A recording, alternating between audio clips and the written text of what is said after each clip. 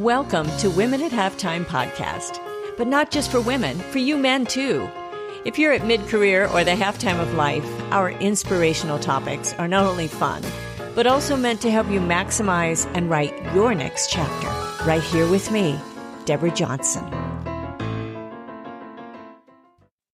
Well, hello. This is Deborah Johnson with the Women at Halftime podcast, not just for women, but also for men.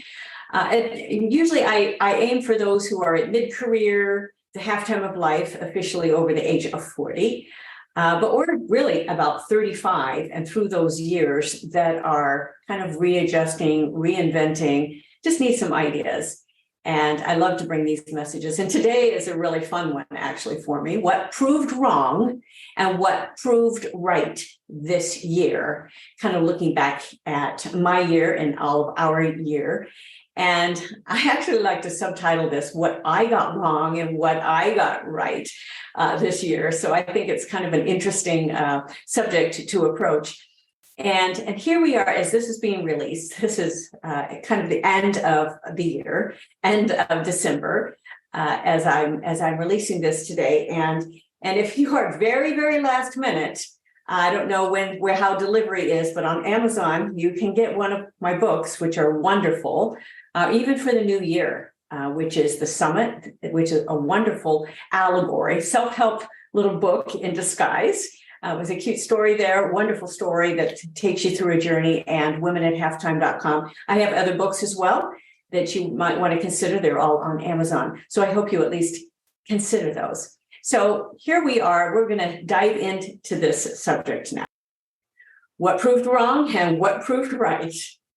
Well, it would be nice to have a crystal ball to predict what would be proved wrong each year, right?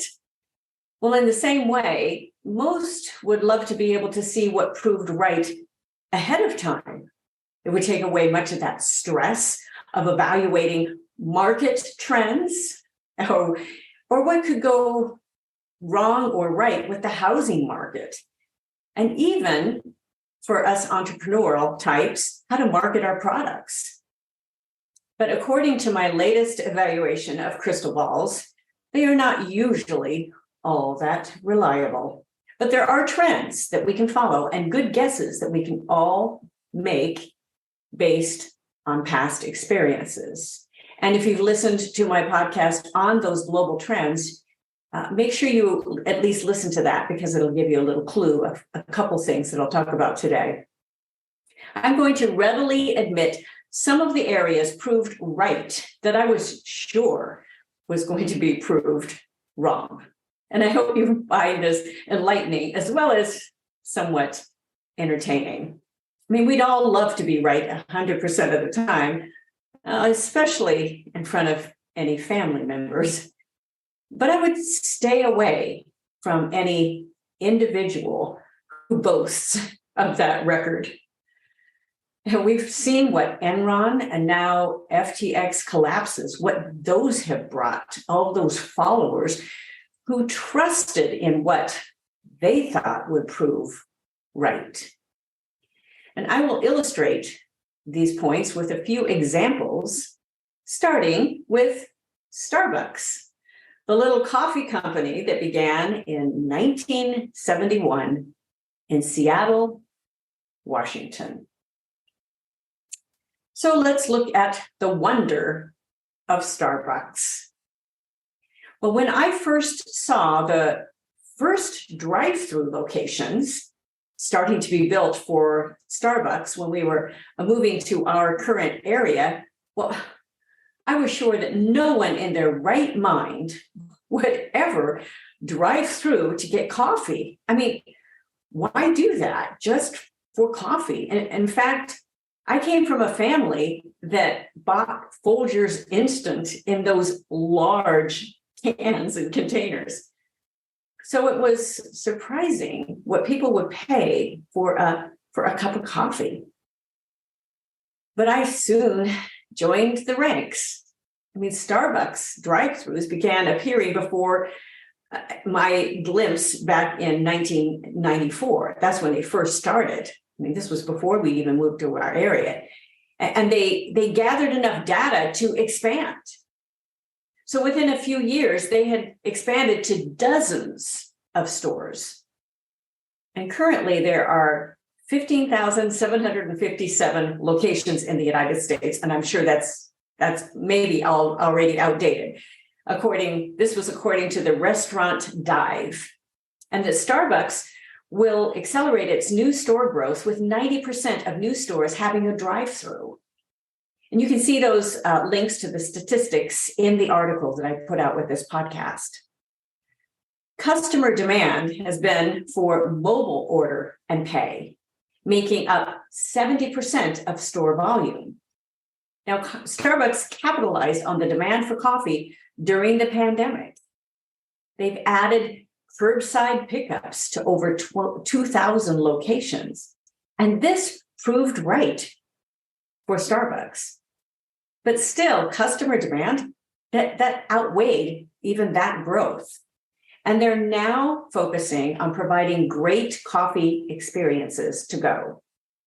Their 2021 gross annual sales was over $29 billion and growing. And we'll see what the future holds for Starbucks, as there are no signs of slowing down, even in inflationary times.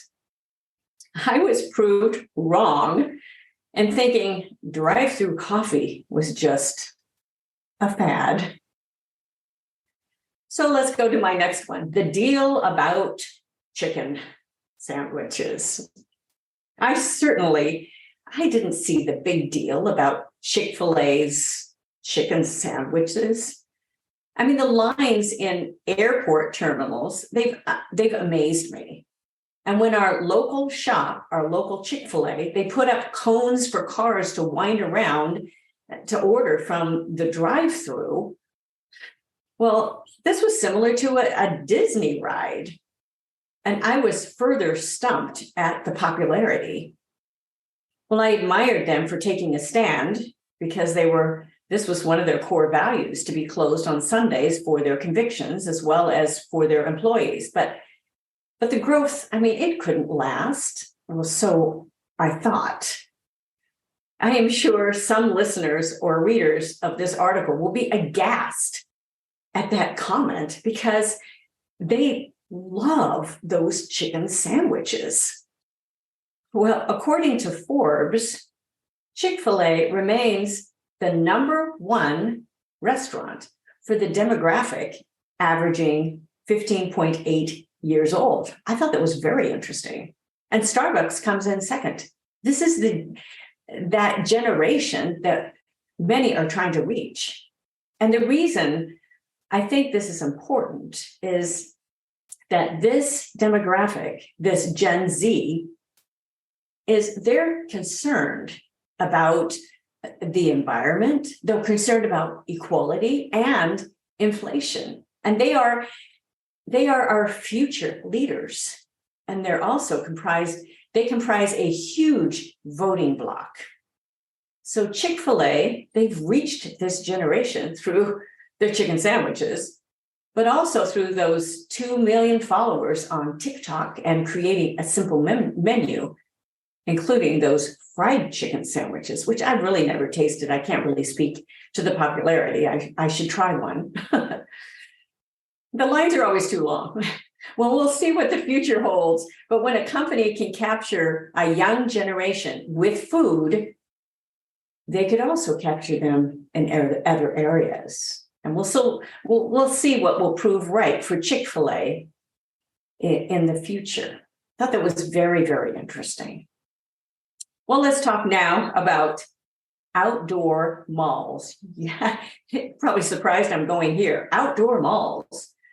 When our local outdoor mall was first being built, my husband and I commented that we thought it would never last. It felt like such a trendy comeback, but it did bring up memories for me because I had those memories growing up of going to that outdoor mall. But my comment was definitely proved wrong. I remember growing up, finally gaining the permission from my parents to ride my bike to our local outdoor mall. And it was a huge privilege. And there were no, I'm going to date myself, there were no indoor malls at that time.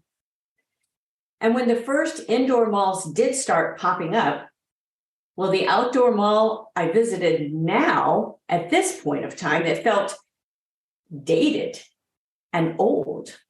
The indoor malls, where they were beautiful, bright, and clean. That's where we all ended up going growing up. So as our local retro type outdoor mall, the new one, that started to expand, I had little hope for its growth and future. I mean, but the current crowds today, they tell a different story, especially as they experienced an extra boost during the shutdowns. As many people were they were looking for a place to go, to get out. So our outdoor mall, it was a place for people to window shop and enjoy the piped in music. And many stores with certain restrictions, they went ahead and stayed open. Well, even with our current inflationary times, people want an experience. And walking outdoors to view beautiful displays that cost very little, if anything. The entities, the venues, and the locations that provide this visual and open experience, they will do the best in the coming years and even the coming decade, I believe. I hope I'm not proved wrong in that prediction. Well, now let's talk about technological tools.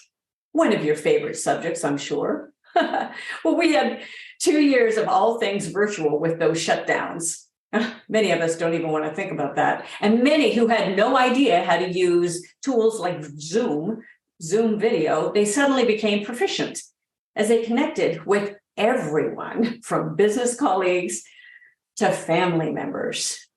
Entrepreneurs rushed to purchase all of these extra cameras, extra switchers and lighting to create this beautiful virtual studio.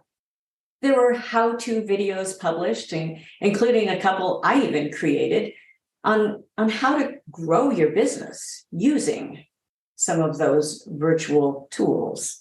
And I do give you some resources on my resource page. You can see that link in the article. But what happened to those? Well, some of those purchases, they stayed sealed in their boxes. Now, why? Well, there was a learning curve. I mean, who had time to go through all of those instructions? And the frustration level, when anything technical didn't work, it just didn't seem worth it for many. And if you look, you can now find many of those cameras and many of those switcher items on eBay with quite the discount. The idea that technological tools could propel your business and enhance your life, it proved wrong if not combined with quality content and authenticity. I have really found this in my business. I use technology. But just adding bells and whistles and endless PowerPoint presentations and all those webinars, they tired out an already exhausted world that were glued to those. The only thing they could do was access people with their computers. So today, I feel that live streams, that became more popular when apps like Instagram and TikTok started creating these bite-sized content, little pieces that were easy to ingest, and they were real. So just be careful when using that technology.